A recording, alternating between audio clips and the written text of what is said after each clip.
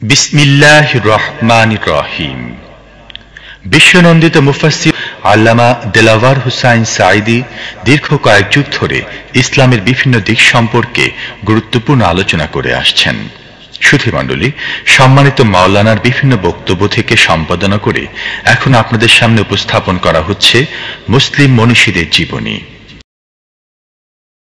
প্রথমে শুনব হযরত আব্দুল্লাহ বিন মুবারক রাহমাতুল্লাহ আলাইহির সাথে জনৈক মহিলার আল কোরআনের ভাষায় কথোপকথন, যার মাধ্যমে কোরআনের উপর তৎকালীন মহিলাদের কতটুকু দখল ছিল তার প্রতিফলন ঘটে। কোরআনে কারীমকে তারা এত ভালোবাসতেন, কোরআনে কারীমকে এত সম্মান তারা দিতেন, এত মর্যাদা দিতেন, কোরআন দিয়ে কথা বলার মতো তারা ক্ষমতা অর্জন করেছিলেন। জোরে কোন সুবহানাল্লাহ। হযরত আব্দুল্লাহ বিন মুবারক রাহমাতুল্লাহ আলাইহি জবরদস্ত মুহাদ্দিস, তার আমলের অনেক বড় আলেম। হজ করতে এসেছেন, হজের কাজ সমাপন করে যখন তিনি রওনা করেছেন, দেখেন কোনো মানুষজন নাই। কাবার চত্বরে একটা মহিলা চাদর মুড়ি দিয়ে শুয়ে আছেন। উনি মনে করলেন বুঝিবা লোকটা মরা কি জিন্দা, বোঝার জন্য কাছে গিয়ে সালাম দিলেন, আসসালামু আলাইকুম। সালামের জবাব ওয়ালাইকুম আসসালাম না হয়ে চাদরের ভিতর থেকে জবাব এলো, সালামুন কাওলাম মির রাব্বির রহিম। পরম করুণাময় পরওয়ারদিগারের পক্ষ থেকে তোমার প্রতি শান্তি কথিত হোক। মুহাদ্দিস সাহেব প্রশ্ন করলেন, মা, হজ করতে এসে লোকেরা তো সব চলে গেছে, আপনি এখানে একাকী পড়ে আছেন কেন?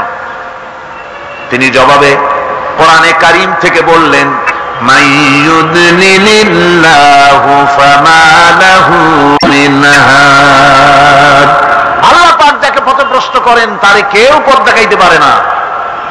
অর্থাৎ আমি তো হজ করতে আসছিলাম, পথ হারাই ফেলছি, সাথী সঙ্গীরা কে কোথায় চলে গেছে আমি খুঁজে পাই না, এই জন্য মুসিবতে পড়ছে, একাকী পড়ে আছি, এখন আমার উপায়টা কি?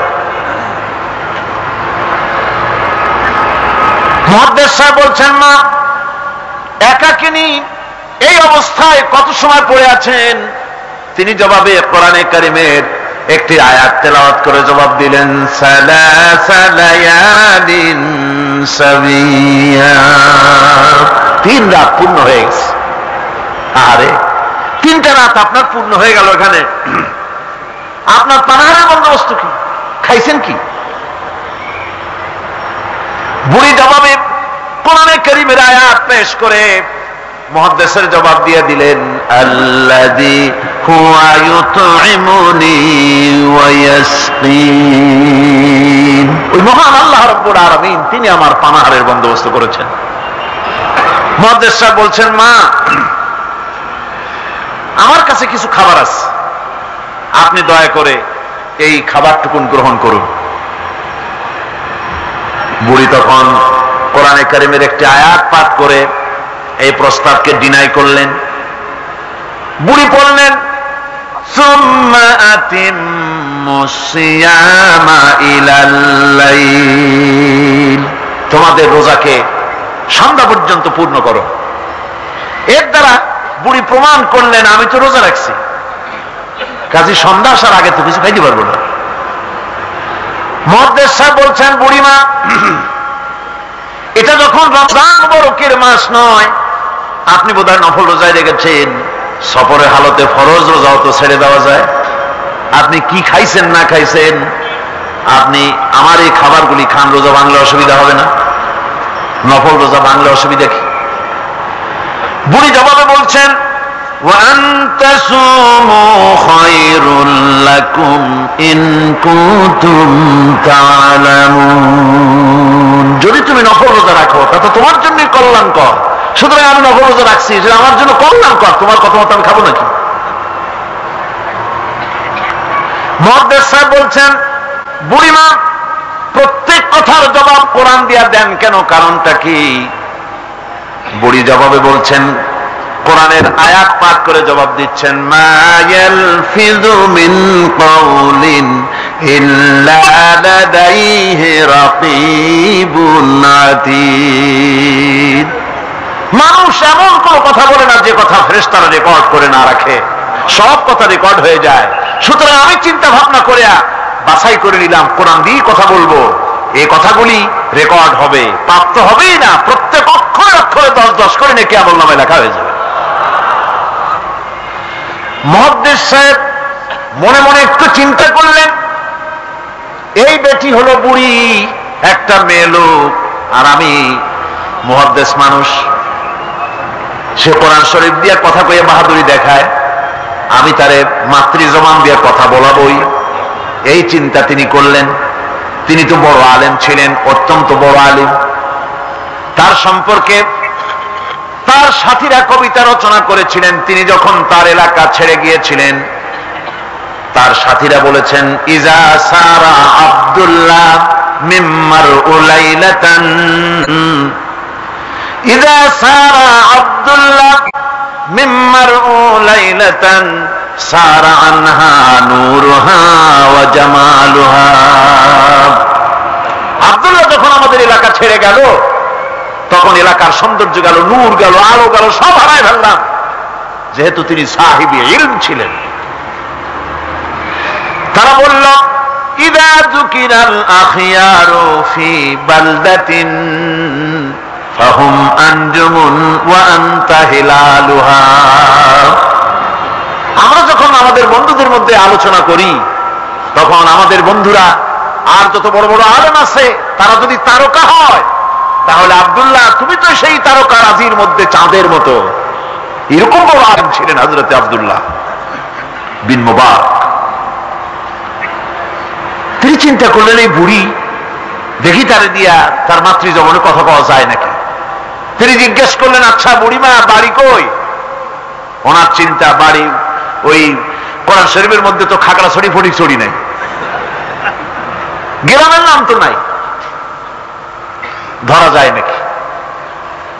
তিনি যখন বাড়ির প্রশ্ন করলেন, বুড়ি তখন কোরআনে কারীমের আয়াত তেলাওয়াত করে বাড়ির জবাব দিয়ে দিলেন, সুবহানাল্লাযী আসরা বিআবদিহি লাইলাম মিনাল মাসজিদিল হারাম ইলাল মাসজিদিল আকসা।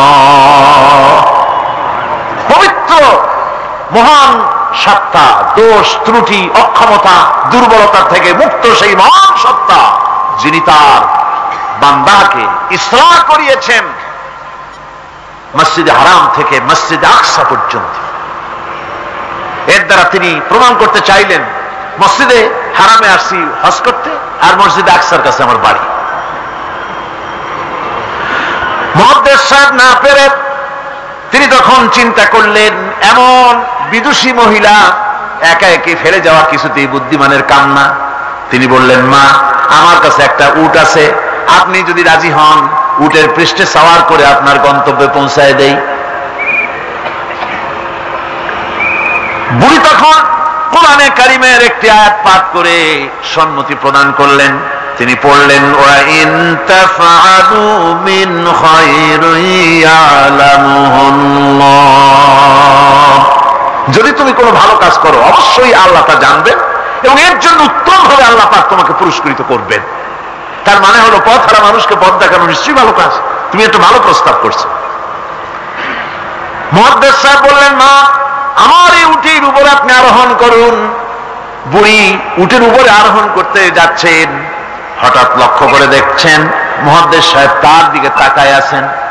বুড়ি তখন কোরআনে কারীমের একটি আয়াত তেলাওয়াত করলেন, কুল লিল মুমিনিনা ইয়াগুদ্দু মিন আবসারিহিম। নবী মুমিন মানুষদেরকে, মুমিন বান্দাদেরকে বলুন তারা যেন তাদের চক্ষুকে পরনারী থেকে নিম্নগামী করে।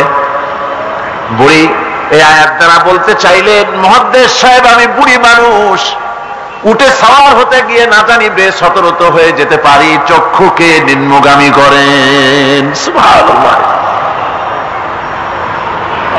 উঠে রশি টেনে টেনে যখন তারা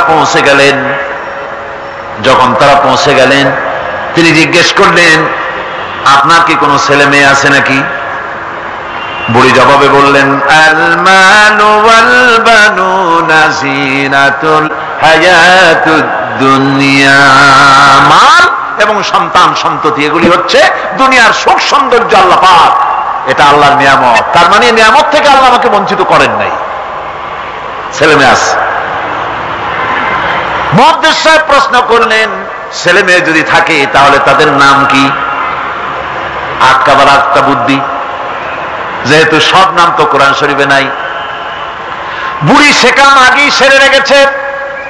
বুড়ি কোরআনে কারীমের আয়াত পাঠ করে ছেলেদের নাম বলে দিলেন, ইয়া ইয়াহিয়া খুযিল কিতাবা বিকুওয়া ওয়া কাল্লামাল্লাহু মূসা তাকলীমা ওয়াত্তাখাযাল্লাহু ইব্রাহিমা খলীলা। যথাক্রমে তিনটে আয়াত তেলাওয়াত করে তিনটা নাম বললেন, ইয়াহিয়া, ইব্রাহিম, মুসা, আমার ছেলে। সুবহানাল্লাহ ওয়া বিহামদিহি। আরে কপাল পোড়া মুসলমান! এই মুসলমানেরা এখনকার যুগে ছেলেদের নাম রাখে বল্টু, শান্টু, তারপরে বাংলা আর আরবি মিশাইয়া শুভ রহমান, কৌশিক আহমদ, সাগর হোসেন, বাতাস খাতুন, অক্সিজেন বেগম। কি যে আশ্চর্য নাম শুরু হয়ে গেছে। আমার বন্ধুগণ, নাম রাখবেন, সন্তান হলে পরে মা বাপের উপরে হক যেন সন্তানদের ভালো ভালো নাম রাখে। এটা মা বাপের হক, ওয়াজিব, ভালো নাম রাখা। এবার বুড়ি বাড়ি পৌঁছে গেলেন, ছেলেরা সব দৌড়ে এলো। মুহাদ্দিস সাহেব আর কথা বলার সাহস পেলেন না, চুপ করে খাড়া হয়ে আছেন। ছেলেদেরকে বুড়ি তখন নিজের থেকে কিছু টাকা পয়সা বার করে ছেলেদের বললেন, ফাবাসু আহাদাকুম বিওয়ারিকিকুম হাযিহি ইলাল মাদিনা। এই রৌপ্য মুদ্রাগুলি নিয়ে যাও এবং বাজার থেকে কিছু উত্তম খাদ্য সামগ্রী কিনে আনো। বাজার থেকে খাদ্য সামগ্রী আনিয়া প্লেটে সাজাইয়া মুহাদ্দিস সাহেবের সামনে রাখে বুড়ি বলতেছে, কুলু ওয়াশরাবু হানিয়াম বিমা আসলাফতুম ফিল আইয়ামিল খালিয়া। বিগত দিনে তুমি আমার জন্য যে পরিশ্রম করেছো তার বিনিময়ে কিছু আহারও গ্রহণ করো। মুহাদ্দিস সাহেব খানা শেষ করে ছেলেদেরকে এক কোনায় নিয়ে জিজ্ঞেস করে, ছেলেরা, তোমার মা কোরআন শরীফ থেকে এই ধরনের কতদিন কথা বলতেছে? ছেলেরা বলে, মুহাদ্দিস সাহেব, আমরা জ্ঞান হওয়া অবধি শুনতেছি আর হিসাব করেছি 1 বছর 2 বছর নয়। আমার মায়ের মুখের থেকে বিগত 40 বছরের ভিতরে কোরআন শরীফ ছাড়া কোনো কথা শুনি নাই।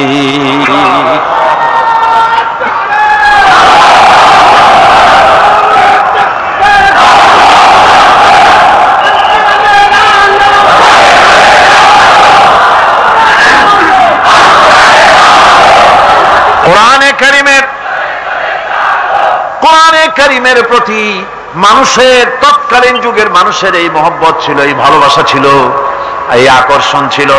কোরআনের প্রতি আকর্ষণ হারায় জাতির কপাল পুড়েছে। গানের প্রতি আকর্ষণ বেড়েছে, কোরআনের প্রতি আকর্ষণ নষ্ট হয়েছে। আজকের উপস্থিত জনতার কাছে আলেম ওলামা সহ শিক্ষিত ব্যক্তিবর্গ, নারী পুরুষ যারা এখানে এসেছেন, সকলের কাছে বিনীত ভাবে আরজ করছি, কোরআন পড়ুন, কোরআন পড়ুন। কোরআনের মতো নিয়ামত আর নাই। বেশি করে তেলাওয়াত করুন। ফজরের পরে পাইকারি দরে ঘুমাবেন না। ফজরের নামাজের পর তেলাওয়াত করার অভ্যাস করুন। কোরআন শরীফকে তেলাওয়াত করুন ফজরের নামাজের পর। তাহাজ্জুদের অভ্যাস করুন। তাহাজ্জুদের নামাজ পড়ে কোরআন শরীফ তেলাওয়াত করেন। কোরআন তেলাওয়াত করার মানে হলো আল্লাহ রাব্বুল আলামিনের সঙ্গে কথা বলা। সুবহানাল্লাহ। কোরআন তেলাওয়াত মানে হলো আল্লাহর সঙ্গে কথা বলা, আর হাদিস পড়ার অর্থ হলো নবীজির সঙ্গে কথা বলা। এত বড় নিয়ামত আল্লাহ আমাদের দিলেন, কপাল পোড়া জাতি সেই নিয়ামতকে ভুলে গেছে। কোরআন শরীফ পড়ুন, কোরআন বুঝুন, কোরআন আমল করুন। আল্লাহ রাব্বুল আলামিন ভাগ্য খুলে দেবে, ভাগ্য খুলে দেবেন। দেশে শান্তি আসবে, বরকত আসবে, রহমত আসবে। এই শান্তি, রহমত, বরকত যদি লাভ করতে চায়, কোরআনের কোনো বিকল্প নাই। সকলকে দাওয়াত দেই, সব মানুষ আজকে যত লোক এসেছেন সকলকে আল্লাহ পাক কোরআন সহি করে তেলাওয়াত করার তৌফিক আল্লাহ পাক আমাদেরকে দান করুন। কোরআন শরীফ সহিভাবে বোঝার তৌফিক আমাদের দিন। কোরআন অনুযায়ী জীবন চালাবার তৌফিক আল্লাহ পাক আমাদের দান করুন।